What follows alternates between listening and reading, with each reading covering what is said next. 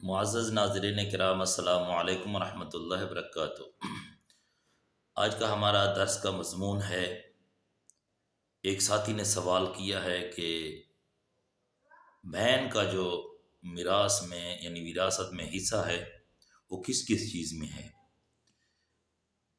ناظرین کرام، وہ بھائی پوچھتے ہیں ضلع لکی مروت سے کے عمر خان صاحب، یہ مسئلہ پوچھتے ہیں کہ بہن کا جو حصہ ہے وہ والد یعنی بہن ہے یا بیٹی ہے، والد کی میراث جو بچی ہے، وراثت جو ہے اس میں کون کون چیز میں اس کا حصہ ہے۔ یہ عمر خان بھائی جو سوال کرتے ہیں اس کا جواب ہے کہ جس چیز میں بھائیوں کا حصہ ہے اسی میں بہن کا بھی حصہ ہے، یعنی جائیداد ہے یا نقدی ہے۔ قرآن کریم نے جو ترکہ بیان کیا ہے، یعنی ترکے کا جو مسئلہ ہے، ترکہ کہتے ہیں جو آدمی سے بچا ہوا مال ہو، یعنی جو میت ہے اس نے جو چیز چھوڑی ہے اپنی، اس میں سے جو ہے نا ورثاء کا حصہ ہے اس وراثت میں، اس کو ترکہ کہتے ہیں۔ یعنی جو آدمی فوت ہو گیا، پیچھے اس کی جو چیز بھی رہ گئی ہے وہ ترکہ ہے۔ اور ترکے میں سے قرآن کریم نے سورۃ نساء ہے اور چوتھا پارہ ہے، اللہ فرماتے ہیں یوصیکم اللہ فی اولادکم مثل حظ الانثیین، یوصیکم اللہ فی اولادکم، یعنی اللہ رب العالمین یعنی حکم کرتے ہیں یعنی اس کے بارے میں، اولاد کے بارے میں، جو کہ ترکے کا مسئلہ ہے، وراثت کا مسئلہ ہے۔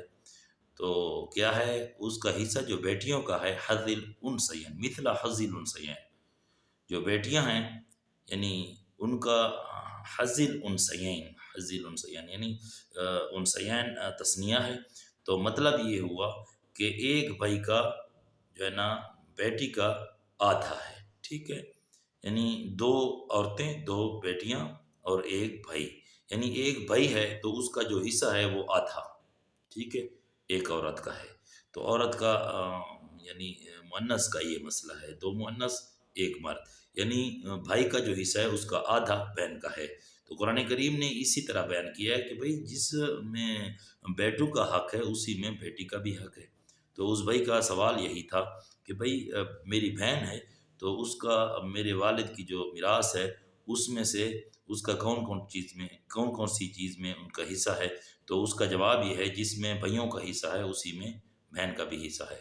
تو مزید اگر کوئی بھائی کو سمجھ نہیں آئی تو اوپر واٹس اپ نمبر ہے، اس پر رابطہ کریں۔ اگر کوئی مسئلہ بھی ہو تو اس واٹس اپ پر اوپر نمبر آ رہا ہے تو اس پر جو ہے نا رابطہ کر سکتے ہیں۔ اللہ رب العالمین ہم سب کو صراط مستقیم پر چلنے کی توفیق عطا فرمائے۔ اقول قولی ھذا استغفر اللہ لی ولکم ولسائر المسلمین واستغفروہ انہ